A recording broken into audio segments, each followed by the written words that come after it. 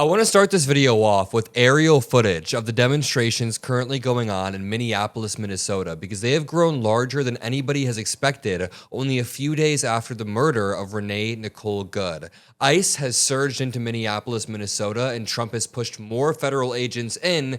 They have been intimidating local civilians who are then going to protest. Average Americans are pissed off because this administration is asking you not to believe your eyes and ears. Republicans have spent the past 4 years citing George Orwell during the Biden era, but George Orwell in 1984 said, "The party told you to reject the evidence of your eyes and ears. It was their final, most essential command." That is what the Trump administration is asking for every single day, and these are the signs of an authoritarian whose power is waning. You know, around the midterms, Trump would become a lame duck, especially if the House turns blue, especially if the Senate turns blue. Trump would be a lame duck who would be facing multiple charges of impeachment. But this could happen sooner with the way that Trump is operating. We have Republicans revolting in the House and in the Senate on almost a weekly basis now. There have been 7 different discharge petitions that have hit Speaker of the House Mike Johnson. That is more than we've seen in the past 40 years, all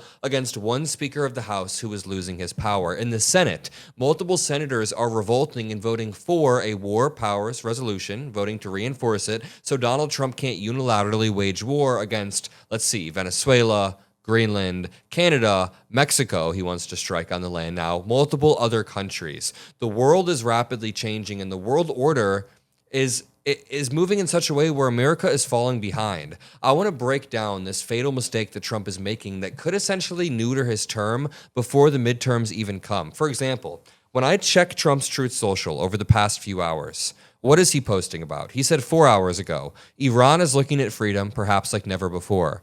You know, that's good, and we'll talk about it later in this video, but that is not what the American people are focused on. He then posted about the Venezuelan people. I love the Venezuelan people, and I'm already making Venezuela rich. He then reposted Lindsey Graham and Marco Rubio. What in the neocon is this administration? It's full of neoconservatives who call themselves America First, but are spending their entire administration focused abroad. As I continue to scroll, it's just conspiracy theories about different people. Deranged Jack Smith should be sitting in prison. Who wants this? The American people do not want this. If I just pull up the Trump approval rating that I have pinned right here, yep, his approval rating in his second term is lower than both his first term and Biden. You want to know why his approval rating is so low? It's because he cannot focus on America whatsoever. Unemployment is rising. Inflation is rising. All of the macroeconomic indicators are going in the wrong direction. And Donald Trump is trying to use force to suppress anybody who's calling him out. Just think about it. He has repeatedly surged troops into blue cities. He has repeatedly leveraged the executive branch to have lawsuits against the media, against law firms, against colleges. He wants to suppress essentially anybody who can dissent, and it's because he can't hide the truth. Let's move back to Donald Trump's global focuses. There is a GOP mutiny exploding over his Greenland power grab. Republican Senator Lisa Murkowski ripped into Trump, saying she hates the idea of the U.S. taking the country by purchase or by force, saying that's very unsettling. Then GOP Senator Susan Collins said, "I am not for the United States trying to take over Greenland either by military means or financial incentives." Senator Rand Paul joined, saying he has zero support within his caucus in the action on Greenland.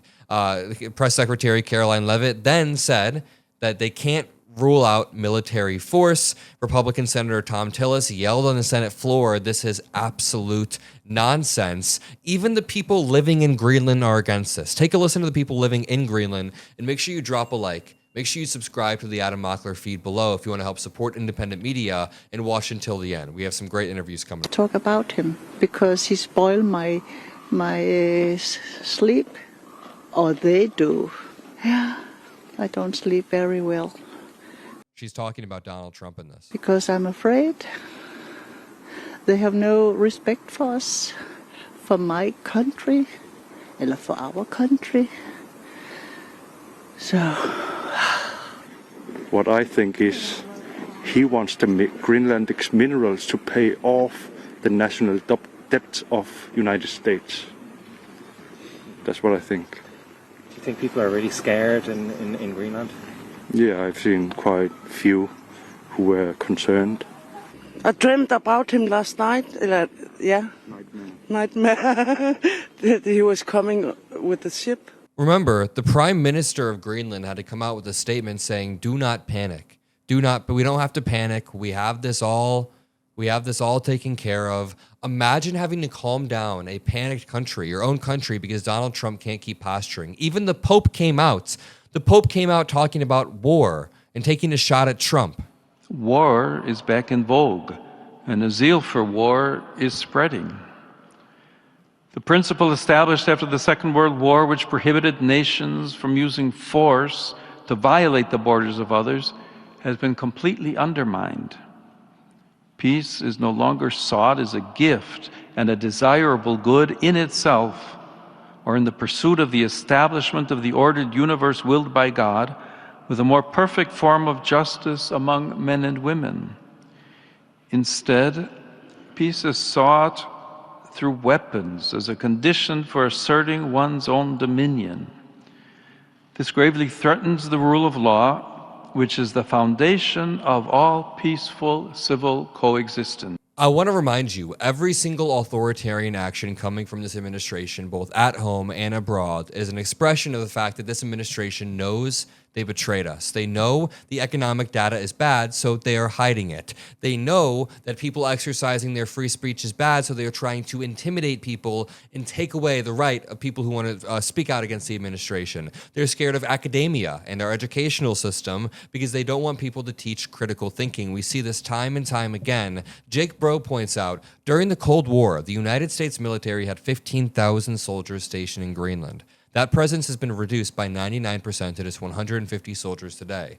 Denmark has given the U.S. exclusive and full military access to Greenland, but the U.S. does not use it. This has nothing to do with security. Remember, we have bases. We have troops in Greenland. We are allies with them. To break this down further, I'm going to bring in our lead policy advisor, Micah Erfan. Micah can break down in a little bit more of a deep manner just how much the world order has been changing since Trump got into office. Micah, how you been doing? And what do you have to say about this? Yeah, I think a lot of people have whiplash from the Trump administration right now because Trump ran on this idea that he was going to prevent World War III, which is something that Kamala was going to start. He was going to stabilize the world, which seemed kind of disorderly under Biden. And thus far, it looks like the exact opposite has occurred. Right now, we're approaching World War III, but not with Russia or China, which are actually bad countries, but with our NATO allies. Like, we started NATO, and now we're going to go to war with NATO over Greenland, a country that we already have full military access to. It feels like the world also is less stable than ever. The war in Ukraine was supposed to end on day one, actually before day one. That's what Trump promised.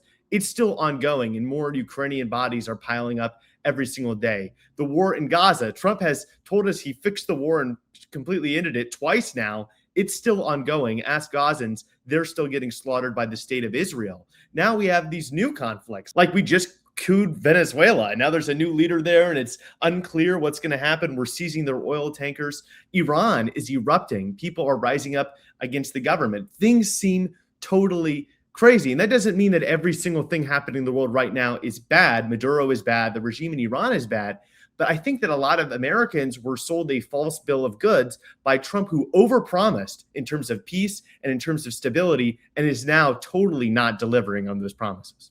Very, very well said. Make sure you drop a like if you think Micah said that well, and you can find his channel below. But to continue and build off that, regarding peace and stability, the global order that we've built since World War II has benefited every Western country, every country willing to participate and play by the rules. And most of all, it has benefited Americans and Republicans and people like Donald Trump. In a post-World War II era, right after the war, world leaders realized we do not want to have a war that bloody ever again. So they came together to create a system of rules. They came together to create NATO. They came together to make sure that they would protect each other. And they were rules that you played by where you can't invade your next door neighbor. We see people like Vladimir Putin and even Xi Jinping eyeing Taiwan. They are breaking these rules actively. But the United States has benefited from this global order. Of course, the economy is not perfect. I would never claim the economy is perfect. There's a lot of wealth inequality that's been created since 2008. But on a broad scale, the quality of life, the lifespan, the access to technology and medicine and all of the above, and even leisure and arts has increased due to the peace and prosperity over the past 80 years. There was the Vietnam War, but there has not been a global bloody conflict. The point that I'm trying to make is the way that Donald Trump speaks, the way that Stephen Miller speaks, and the way that JD Vance speaks about the global order and about the war powers resolution being unconstitutional leads one to believe that they want to return to a pre-World War II global order where you can just invade countries if you want to steal their resources. That may sound good on some deep instinctual level, but if you think about it for 2 seconds, this is the same type of ideology that has led to conflict. This is the same type of ideology that has led to so much bloodshed. Stephen Miller freaked the hell out on the White House front lawn on CNN and said, "It's been this way since the beginning of time." Spoiler alert, Stephen Miller, it's no longer the beginning of time. It's 2026 where we have rules and we actually want to enjoy a decent quality of life without war. America first, this is America effing last. Okay, break down what's going on in Iran because there's a lot of destabilization going on. It seems like the Iranian people are finally fighting for their freedom, and it's great. Yeah, I want to address that. But first, I want to address something you said previously, which is talking about Stephen Miller, Donald Trump, JD Vance's ideology. I think we have to acknowledge that the Republican Party of today is championing every single failed idea in pretty much global history. They're saying that we should get rid of vaccines, even though vaccines have saved millions, if not billions, of lives. They're trying to turn back the clock in terms of the global order. We used to have conflicts between nations all the time. We built international institutions to save lives and generate peace. Now they're tearing them all down because they actually want the conflict. In America, throughout our history, we decided that if you're a man or a woman, if you're black or you're white, whether you're an immigrant or you were born here, you're fine. We're not going to try to dominate you. We're not going to try to use the state to have a hierarchy that we enforce over you. We are going to tolerate each other, and we're going to live in peace with each other, and we're going to mind our own business. And whenever you have a system like that, people are able to do great things because when people are free, they do extraordinary things. Oppression is the most evil, despicable, and destructive force in the entire world, and that is exactly the agenda of the modern GOP. They don't want tolerance. They want to bring us to what the Middle East has, where each group is fighting to subject everyone else to their ideology. The Republican Party is the party of white, Christian, rich men. And if you're not in that group, they despise you. They want to oppress you and they want to subjugate you. And once they win, if they ever do, God forbid, they'll shrink the tent even more. They'll say, actually, it's only for Protestant white Christian men that are straight. And it gets smaller and smaller and smaller and smaller because that's how right-wing movements work. They fundamentally eat themselves. Now, on the Iranian point, the Iranian people are rising up against the Islamist regime, and right now they're getting slaughtered. And the really unfortunate thing that nobody has really noted is that Trump said he was going to protect the Iranian people, and they believed him. He said that to the government of Iran, if you kill Iranians, you're going to have a problem with the United States. Not only does that contradict what he's been saying for years and years and years about America first, but also it generated this confidence in the Iranian people to rise up against the government, which I think is good. But now he's not following up his promise with action. Iranians have been killed by the hundreds, if not the thousands. We have reports from hospitals that bodies are piling up. They're completely full. Morgues are over capacity. And Trump has still done nothing. And that is an absolute travesty. He's pulled the rug out of the Iranian people the same way he's pulled the rug out of the Ukrainian people. Listen, America first is fine. If you want to put America first and help American people, that is actually great. It sounds good on its face, but oftentimes funding countries like Ukraine is America first. We give a very, very small portion of our military funding. Actually, it was mostly just old military equipment we were about to get rid of anyways, and send it over to an ally, and they protect their border. But ever since Trump has gotten into office, the world order that Biden maintained, and listen, Biden wasn't perfect, but he had a steady hand and maintained the global order that benefited the United States, supply chains that benefited the United States. Donald Trump has gotten in, and the Ukraine war has fallen apart. The negotiations have fallen apart. Putin has smacked him around. Israel has continued to bomb Gaza over and over, and Hamas is killing dissidents in Gaza.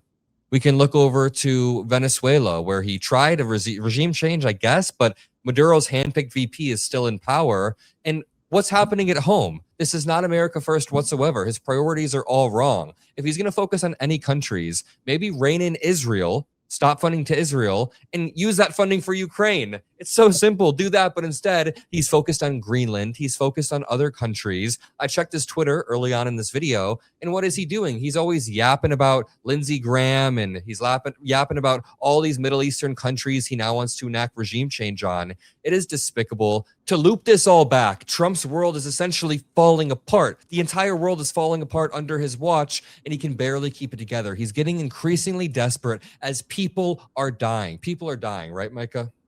Yeah, I mean, I think, Adam, we have to give him some credit. I think the Republican agenda, the Trump agenda, it's incredibly successful at one goal and one goal only, and that is killing as many people as possible. With the cuts to USAID, we're seeing millions of people in Africa dying. They want to increase the military budget to provide more bombs and more wars. They're starting this conflict with Venezuela. Over 40 Venezuelan civilians have been killed, $7.8 billion to the Israeli war machine, and more is to come. Huge cuts to American healthcare, 15 million people losing their health insurance. People are going to die because of this president. So I think maybe a uniting thread here is they're just trying to kill as many people as possible. And let's not even get into ICE, which now seems very enthusiastic, not just to kill undocumented immigrants, not just to kill legal immigrants because they've done that, but also to kill American citizens. We're dealing with a bloodthirsty administration, and it's very important that we keep calling it out. And I think so much to the audience who helps us do this every single day on this channel.